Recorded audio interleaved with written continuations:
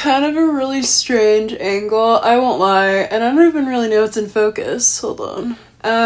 I am trying to, like, do anything at all with this song that I started, like, in May that I really like, but I just, like, I literally cannot for the life of me figure out where I want it to go at all. And I'm also scared of, like, putting this on the internet because, like, AI or whatever stealing my idea.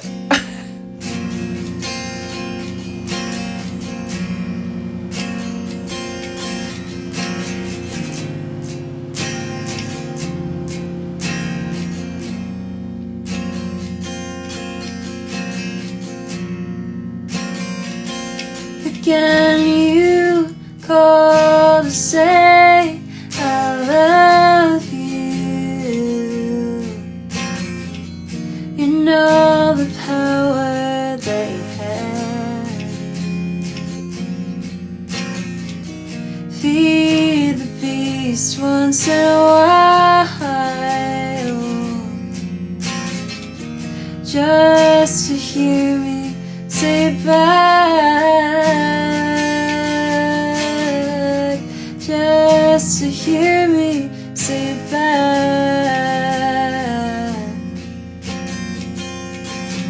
Like, doesn't that kind of slay? But then, where do we go from there?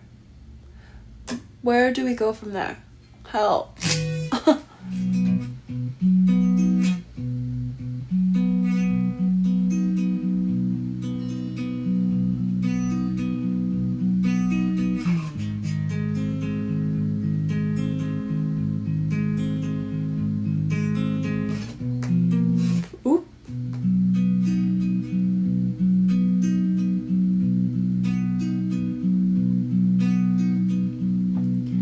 When will it be my turn?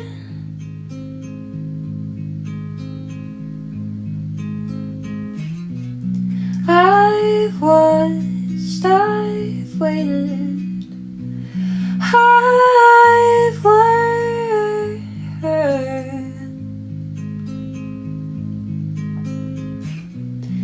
Standing on the sidelines isn't just standing if it hurts.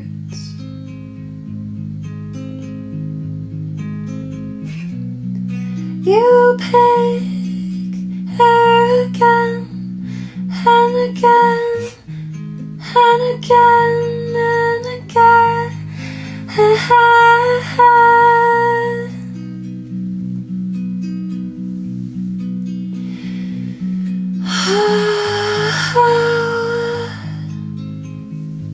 I don't know, it's kind of interesting.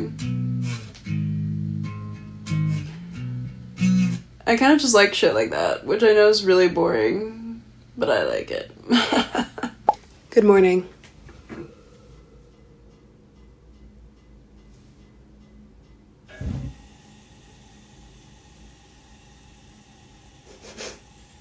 Come on. Ooh, yeah. Oh, yeah. I'm feeling excited about this.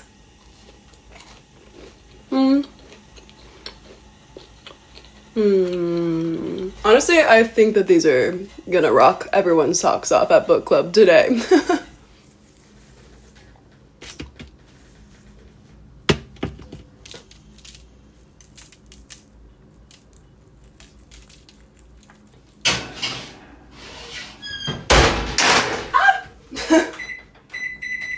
What fell?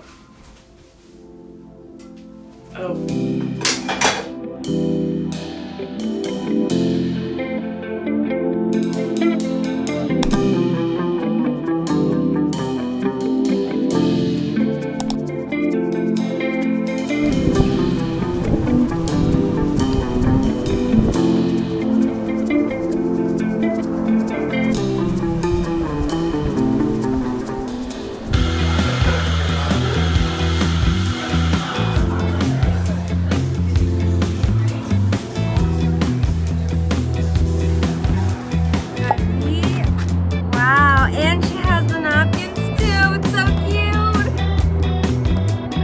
So I'm actually in a little bit of a rush because I randomly decided that I'm going to walk 2 hours to go visit my friend at this museum that he's volunteering at today because the weather looks nice and I don't know, I just feel like it.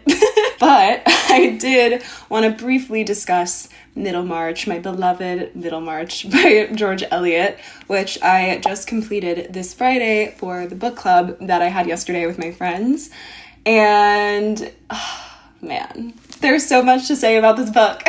For those that are uninitiated, Middlemarch, written by George Eliot, aka Mary Ann Evans, is a really fat novel that kind of covers the course of a select few people's lives living in Middlemarch, this provincial town in like 1800s England. And how I always describe it whenever people ask me is it's basically like reading a bunch of like small town gossip and really getting like an insight into the lives of our characters and how they intertwine, how their fortunes change, like how small decisions like end up having a really big impact on the like overall outcome of their lives. And it is so impressive to me, this novel, like the intricacy of the stories and the perceptiveness that Eliot like has for her characters and like their internal motivations and what's driving them is so, yeah, it's so impressive. It's really like beautiful and moving and poignant in some parts and also incredibly funny.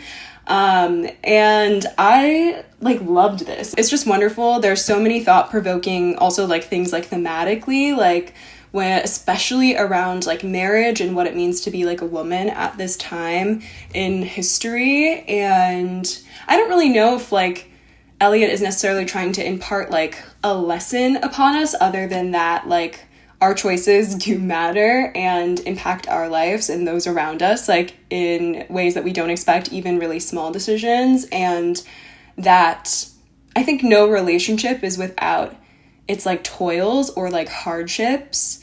And so you should choose wisely about which hardships you decide to undertake.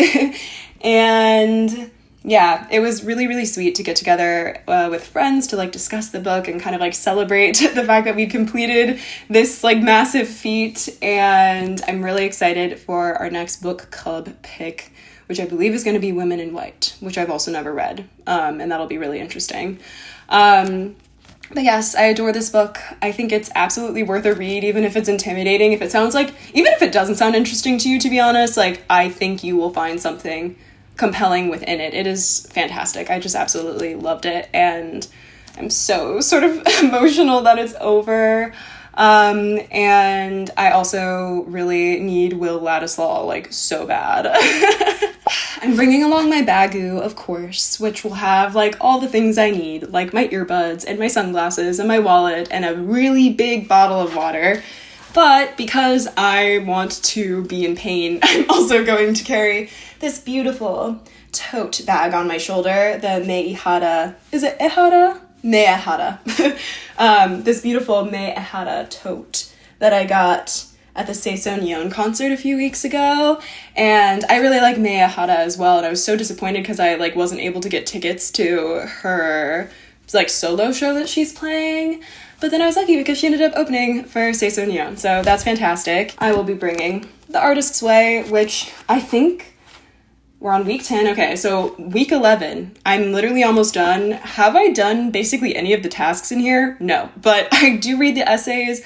I do my morning pages, and I kind of live my life like going on artist dates and doing nice things to like nourish my inner creative self, and so I feel good about my progress. I'm also bringing Love in a Fcked Up World by Dean Spade, which I talked about in my library book haul. And I'm like 95 pages in right now. I just started it the other day. And at first I was kind of like, this isn't really hitting. It's not really saying anything interesting to me. But now that I've gotten deeper into it, the initial premise in the first chapter, Dean Spade is just kind of establishing the idea of the romance myth and how that informs how we relate to one another, the way we value like certain types of relationships over others, and how a lot of what the romance myth tells us, like that we perpetuate, like whether consciously or unconsciously, actually supports systems of oppression, essentially, like both interpersonally and on a more like truly systemic level. And they kind of argue that in order to actually dissolve those systems of oppression, we also have to look at how we relate to one another and dissolve these kind of like harmful ways of thinking or relating to one another, and things that get in the way of us like building true community and like organizing effectively with one another. And that starts again with looking at ourselves, like really holding space for the full like depth and dynamic of our like feelings and thoughts. Our instincts are not always as fixed as we think they are. We can disrupt our patterns, I guess, our patterns of behaving, our patterns of reacting, which can sometimes be harmful. Like if you have a knee-jerk reaction to like yell at someone when you get frustrated, for example, instead of like taking a breath, figuring out like why you're feeling triggered, and then trying to communicate it with the person, for example. And anyways, 2 ideas that I have found interesting for me, like something that I can apply, is firstly just the idea of like, whatever we practice is what, you know, we become. And so these behaviors that we have, like they're not necessarily like ingrained, permanent, fixed parts of our personality. They are things that we practiced. Oftentimes things that we like, ways we learned to behave and interact with others that kept us safe in our initial like upbringing, like background with our caregivers or in our family systems. They kept us safe or served some role within the family structure. And how, you know, now you can look at those behaviors that you've practiced and just choose to practice something else. Of course, like the behaviors that we have are things that we've like learned to do over time. And on some level, it's just like a habit is another way of like saying this. But I think I didn't apply it as like broadly as I could have to like certain behavioral things within myself that like I could also view as like a thing I've practiced.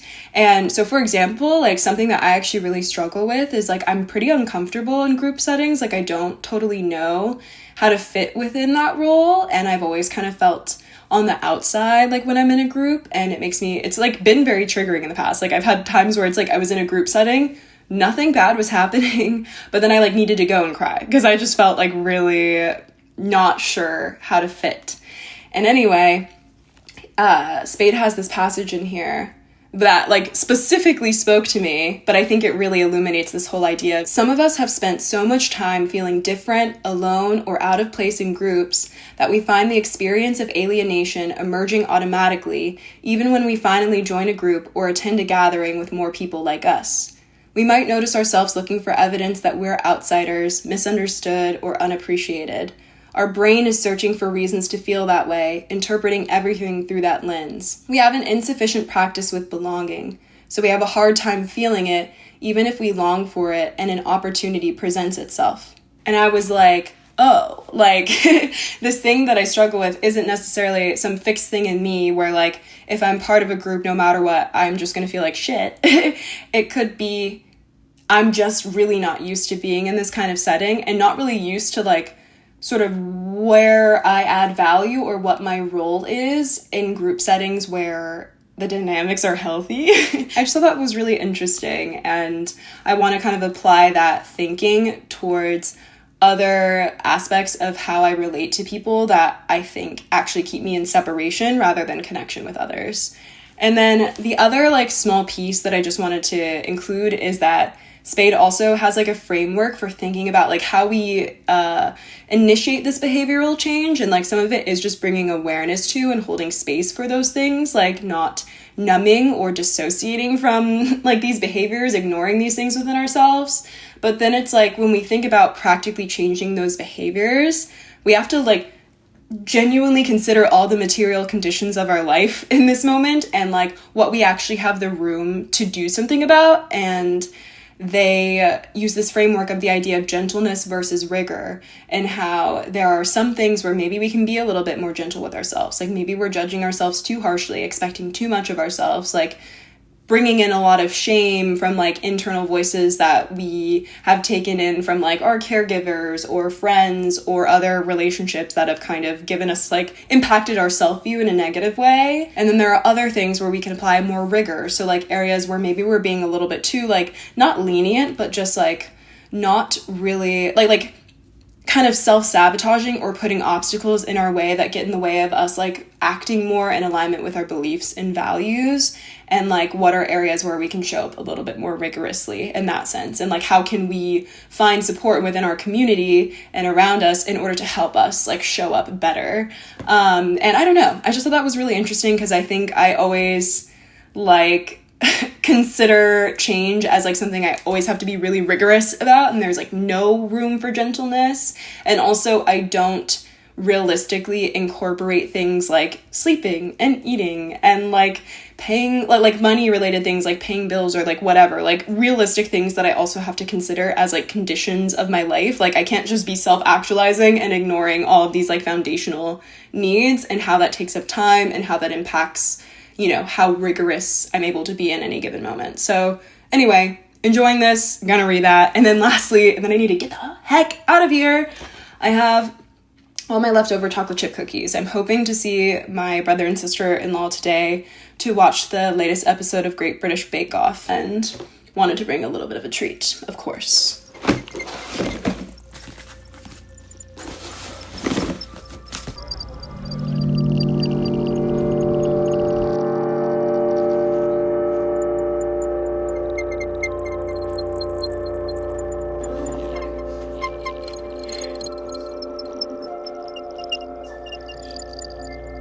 Get the laxative collection in here. This is fig flavor. Actually, mostly chocolate. And then these are kids getting their first haircut. That's cute.